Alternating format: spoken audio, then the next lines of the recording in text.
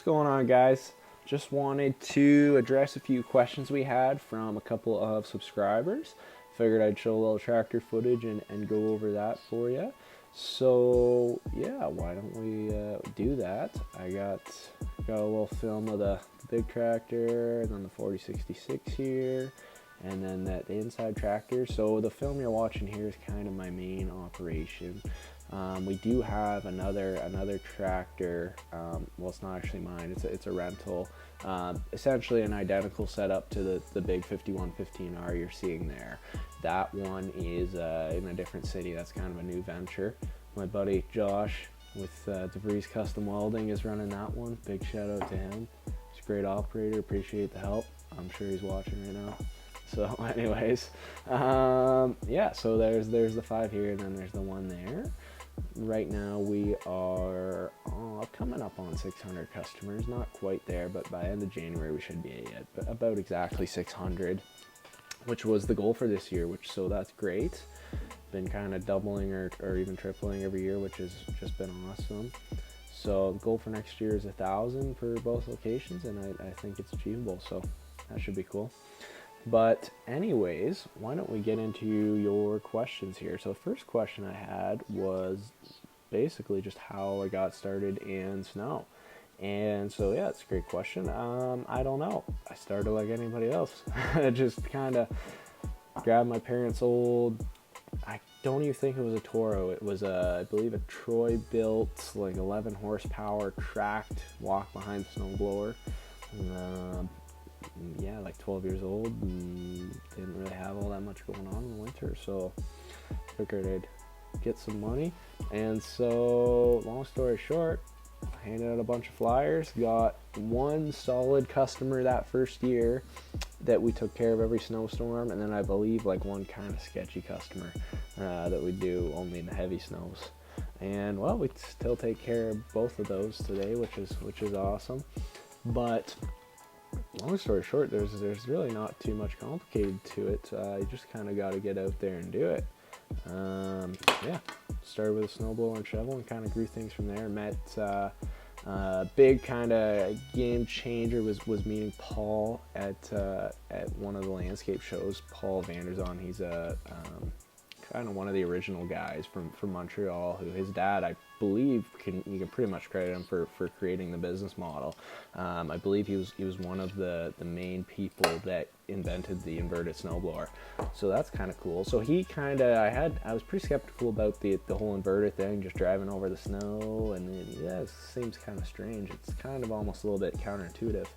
But from talking to him and kind of going over things, he kind of just educated me on that, I guess. So that was good for sure. That was kind of a big game changer. So then we got into the tractors, and yeah, like you said, kind of double and triple everything every year. Bunch of different types of marketing. The biggest thing is obviously you got to take care of people. You got to do a great job, and you do what you can. I mean, there's always going to be complaints and whatnot. Nothing too much you can really do about that. You just got to have a good system for dealing with them, and you just got to, establish those relationships and build things from there. Once you get a solid reputation, things kind of start to take off a little bit. But anyways, I don't know if I said it already, but we're sitting at 600, almost 600, shooting for 1,000, so that'll be cool. But whatever, I don't know what else to say about that. If you got any specific questions about it, just comment. But that's kind of long story short. Just grab whatever you got, shovel or a little snowblower, and get to it. Let's see the second question here. Okay, so Chris has a bunch of things to ask. He says, Chris Brandt, he says, so do you lease these rigs or purchase? Are they new or lightly used? What does one of these rigs cost with a new style blower? Okay, he's got a bunch more to say. But first thing, well, with my fleet, we kind of got a mix of everything. So the two 4066Rs are purchased. I just kind of got some good deals on both of those and just paid cash for them. Once you're kind of established with a customer base, you can do that and you can kind of find those deals. The first one I actually got with a metal plus blades, and I only paid like 40 grand for that thing with 400 hours on it, which is a great deal.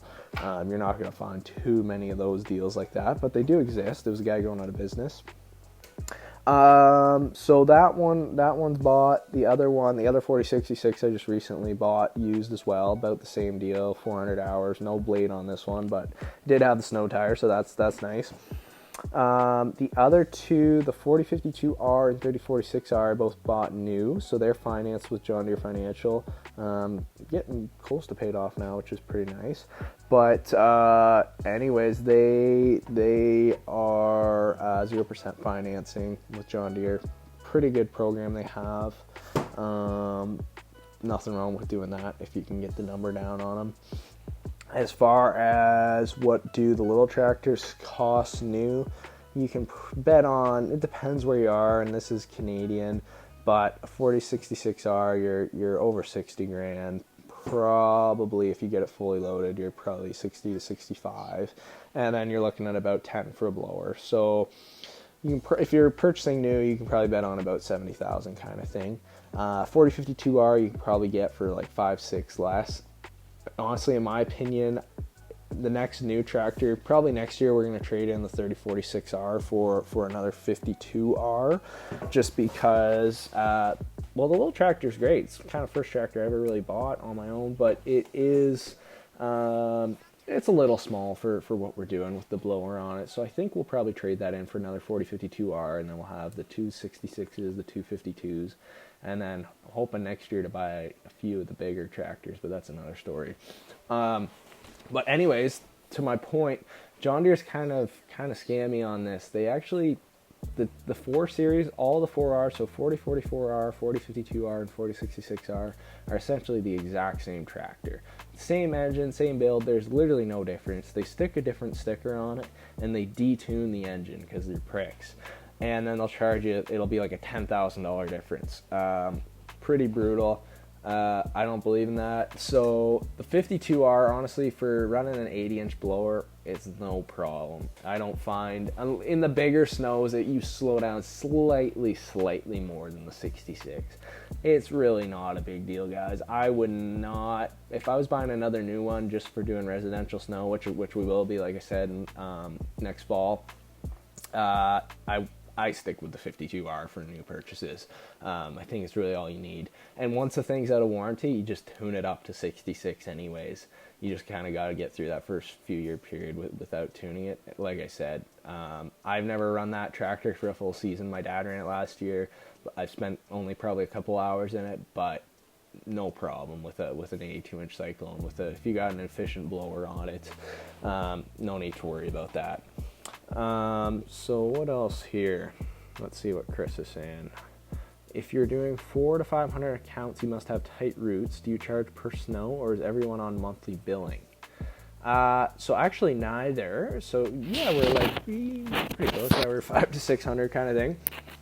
And to answer that question, we actually charge for the entire season for everybody. So we don't do any per time customers anymore. I used to play around with that.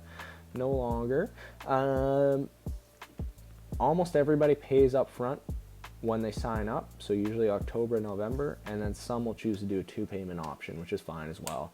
Kind of as long as you're squared up by end of January kind of thing, that's fine.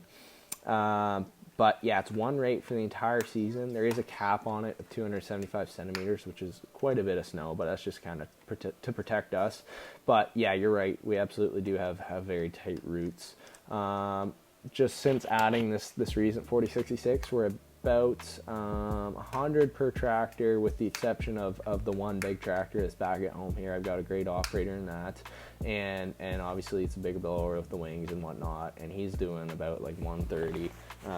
He'll probably be about 140, but that's a bit of an exception. Next year we're hoping to be closer to kind of the 130, 150 mark, which I think is possible. But didn't want to overdo it this year. So yeah, about 100 per tractor is a reasonable route. Ideally more, but you only do what you can do. You gotta take care of people. So yeah. What's the next question here? Do you have good links for the tires? How do they do on steep driveways? We actually don't do really steep driveways. I just got rid of one the other day. It's really not worth the risk, guys. I don't know if you're in an area where that's pretty much what all of them are. You might have to rethink things a little bit. I don't have all that much experience. You do need the snow tires. They make a massive difference. We just got some, as you saw probably earlier in the video there. The old 4066 got some new front snow tires, which made a huge difference. Load those tires up. Very, very important. I think helps with this traction significantly. Some guys don't do it, and they get by as well. So it's kind of a personal preference thing. I like to load them up. We put old windshield washer fluid in them. And well, wait a second, there's no, what am I saying? There's no windshield washer fluid. Usually gets used up. Anyways, windshield washer fluid.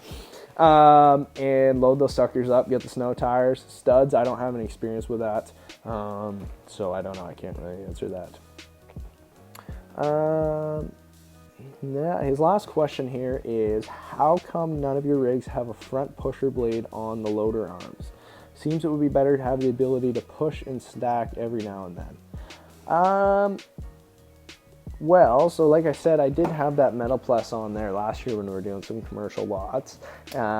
Just sold that to kind of flip it into this latest Cyclone I purchased. But the truth is, when you're doing driveways, you really honestly don't want anything on the front of your tractor. So much nicer for your turn radius. You just don't have to watch your front end all the time. It's much better just to have the front weighted up, and then you just focus on your blower and you just bang up the driveways. Yeah, I don't know. It depends on what you're trying to do. If you've got a mix of commercials and whatnot on your routes, then maybe that's something you have to look at. Personally, I don't like commercial lots. At least in my area, it's pretty competitive, so I'm not really about doing those. But yeah, we just prefer to keep it nice and simple. Blower on the back, weights on the front, make it happen. I'm sure there would be the rare occasion where a blade would be better at the end of a driveway or whatever, but not worth it overall. The blowers work out quite well for us. So yeah, that's kind of the only real questions that I wanted to address in this video. It sounds like it's getting kind of long here. So if you watched all of it, thanks for watching. I appreciate it. If you haven't subscribed yet, do that. And yeah, if you have anything else you're wondering, just feel free to leave that in the comments. And yeah, like I said, thanks for watching and have a good one.